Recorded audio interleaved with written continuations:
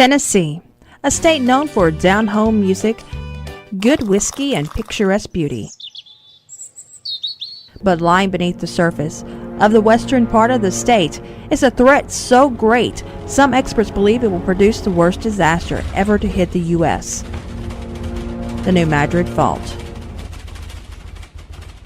Extending 120 miles along the Mississippi River, the New Madrid Fault Zone is 6 times bigger than the San Andreas, which is the most active fault line in America. The New Madrid Zone covers portions of Illinois, Indiana, Missouri, Arkansas, Kentucky, Mississippi, and Tennessee, and has produced the biggest earthquake in the history of the country. In the winter of 1811 and 1812, a series of massive quakes and aftershocks hit the area and were felt as far east as Boston and north to Canada. The quake produced Reelfoot Lake and caused the Mississippi River to flow backwards.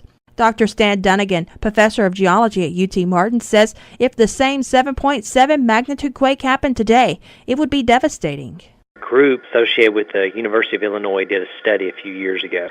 Their study covered the states of Tennessee, Missouri, Illinois, Kentucky, and Arkansas that are directly in the New Madrid seismic zone, plus the states of Mississippi, Indiana, and Alabama. Say we have a 7.7 earthquake, and if you look at all those states, you would do basically $200 billion in direct economic losses, and then there would be another additional 200 in indirect loss. With cities like Memphis and St. Louis in the crosshairs, taking steps now could save millions of lives and billions of dollars. You can make an investment on lessening the damage. It's going to cost a lot of money one day, but if you can put in some dollars now, save dollars later, now's the time to do that. You can't do it after the fact. Residents along the fault line have become accustomed to the idea of the big one and know it's a matter of when, not if, it will happen.